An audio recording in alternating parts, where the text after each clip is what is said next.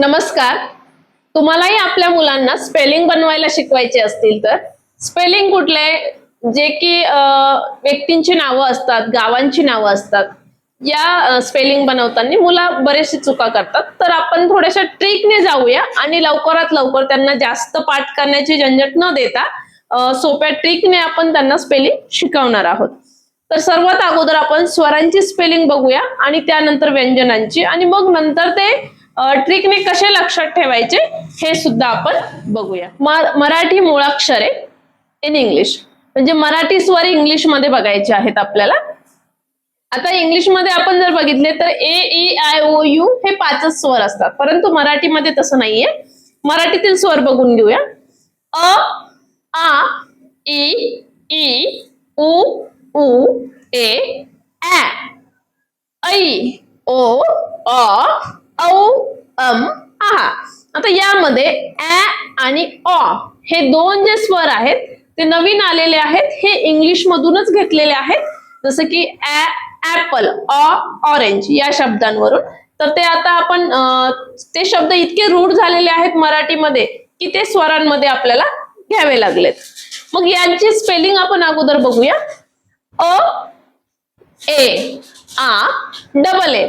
आता double A इथे जरी असलं तरी बऱ्याचदा आपण जेव्हा कुठलाही व्यंजन लिहितो, जसं की क ची स्पेलिंग के ए, तर त्याला का लावताना के डबल ए न लिहिता आपण के ए असंच लिहितो का. ई, आय, दुसरा ई डबल ई, उ, यू आणि दुसरा उ डबल ओ. परंतु बऱ्याचदा जेव्हा आपण स्पेलिंग बनवत असतो नावांची किंवा गावांची, त्यामध्ये ई जरी आलेला असला तरी शक्यतो दुसरा ई जरी असला तरी स्पेलिंग मध्ये आयचाच वापर जास्तीत जास्त केला जातो. जसं की गायत्री, कावेरी या नावांमध्ये दुसरा ई येतो, म्हणजे दुसरी विलांटी येते. तर ई ची स्पेलिंग डबल ई, उ, यू, उ डबल ओ, ए, ई, ऍ, एच, ऐ, ए आय, ओ, ओ, ओ, औ, ए यू, मध्ये बघा एम आणि एन. ते यासाठी काही ठिकाणी उच्चार असा होतो, काही ठिकाणी अन असा होतो. जसं की अंगठी, तर तिथे एन येणार, आणि जिथे म असा उच्चार होतो अंबा, तर तिथे एम येणार. यानुसार लक्षात ठेवूनच ते करावं लागेल. आणि आहा, ए एच. त्यानंतर व्यंजने. व्यंजनांची स्पेलिंग आहे बघा. क, के ए, ख, के एच ए, ग, जी ए, घ, जी एच ए, च, सी एच ए, छ, सी डबल एच ए, ज, जे ए, ज, जे एच ए, किंवा काही ठिकाणी झेड ए सुद्धा होतं. ट, टी ए, छ, टी एच ए, ड, डी ए आणि ढ, डी एच ए. यामध्ये अनुनासिक घेतलेले नाहीये आपण, जसं वाङ्मयाचा ग्य, त्र, त्र नाही म्हणत आपण त्याला, ग्यच असा उच्चार होतो त्याचा न मध्ये, ते अनुनासिक घेतलेले नाहीयेत. न, एन ए, त, टी ए, थ, T H A, the, D A, ध, डी एच ए, न, एन ए. प, पी ए, फ, एफ ए किंवा पी एच ए, ब, बी ए, भ, बी एच ए, म, एम ए. आता य नंतर स्पेलिंग थोडेसे चेंज होत आहे. इथे बघा तुम्ही, क आणि ख मध्ये फक्त यचा फरक आहे, म्हणजे क के आहे तर ख मध्ये के एच ए असतो. ग आणि घ मध्ये पण सेम तसं, जी ए आणि घ मध्ये जी एच ए, म्हणजे फक्त यच आलेला आहे. म्हणजे पाठ करायला सुद्धा खूप सोपं आहे. च सी एच ए आहे आणि छ सी डबल एच ए, म्हणजे फक्त यच वाढलेला आहे. ज मध्ये पण बघा जी ए आणि झ मध्ये जी एच ए, यच आलाय मध्ये. नंतर ट मध्ये टी ए, ठ मध्ये टी एच ए, ड मध्ये डी ए आणि ढ मध्ये डी एच ए, म्हणजे फक्त यचचा फरक आहे. पाठ करण्यासाठी अगदी सोपं आहे, जास्त एफर्ट्स घेण्याची गरज नाही. न, एन ए. आता त आणि थ मध्ये तसंच आहे, टी ए, थ मध्ये टी एच ए, द मध्ये डी ए आणि ध मध्ये डी एच ए, न, एन ए. हे दोन्ही पण न अनुनासिक मध्ये येतात. प, पी ए, तर फ ला पी एच ए, फक्त एच मध्ये. ब, बी ए आणि भ, बी एच ए, म, यम ए. आता यानंतर य पासून हा असला काही नियम नाहीये वायचा, सॉरी यचचा. य वाय ए, र आर ए, ल यल ए, व वी ए, श एस एच ए, श एस एच ए आणि स एस ए. आता हा श शहामृग आणि हा श षटकोन दोन्हींचे स्पेलिंग सेम येतात. शक्यतो षटकोनवरून जास्त शब्द नसतात. स एस ए, ह एच ए, ळ यल ए. आता हा जो ळ आहे हा हिंदी वर्णमालेत नसतो, हा फक्त मराठी वर्णमालेत असतो.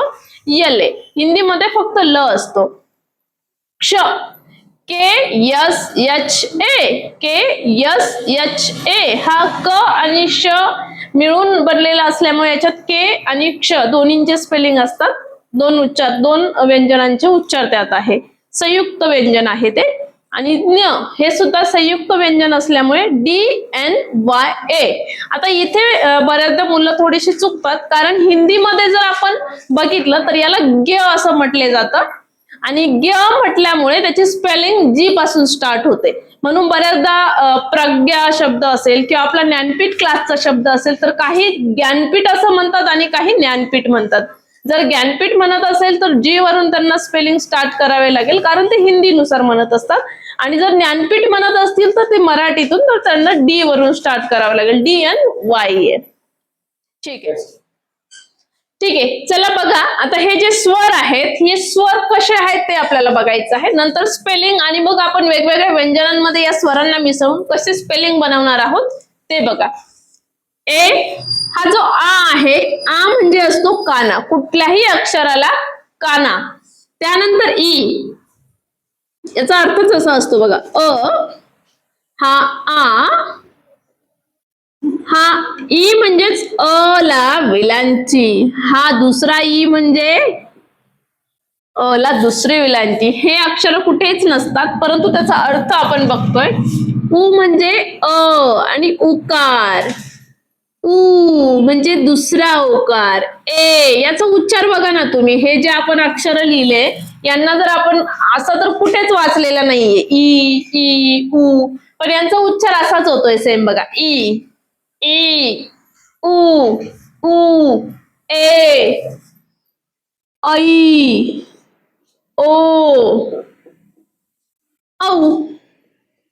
म्हणजेच काय बघा, हा आ म्हणजे असतो काना, हा ई ई म्हणजे असतो पहिली विलांटी, दुसरा ई म्हणजे असतो दुसरी विलांटी, हा उ म्हणजे असतो पहिला उकार आणि हा दीर्घ जो असतो तो म्हणजे असतो दुसरा उकार. ए म्हणजे असतो एक मात्रा आणि ऐ म्हणजे असतो दोन मात्रे.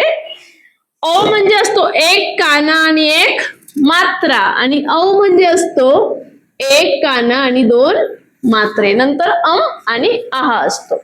बघा मग, जसं की आता यांची स्पेलिंग बघायची आपल्याला. याची स्पेलिंग असते ए, याची असते डबल ए.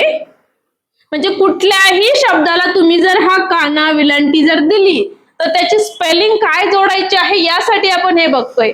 खूप लांब लचक पाठ करत बसण्याची गरज नाहीये, म्हणून मी शॉर्टकट सांगते. A double A, I double E, U double O, E A I O आणि ए यू. यामध्ये आपण आहा घेतलेलं नाहीये स्वरात. बघा मग, आता समजा मी तुम्हाला क सांगितला. क ची स्पेलिंग आहे, क ची स्पेलिंग असते के. इथेच लिहूया आपण. क ला लावला काना, मग क ला तुम्ही लावली ही विलांटी, नंतर क ला लावली दुसरी विलांटी, नंतर क ला उकार लावला, क ला दुसरा उकार लावला, क ला एक मात्रा लावला, क ला एक मात्रा लावला, क ला एक काना दोन मात्रे लावली. बघा आता स्पेलिंग. क ची स्पेलिंग माहिती आहे सगळ्यांना, के ए असते. मग का मध्ये काय करायचंय तुम्हाला, के डबल ए किंवा का ला आपण के ए असंच लिहितो.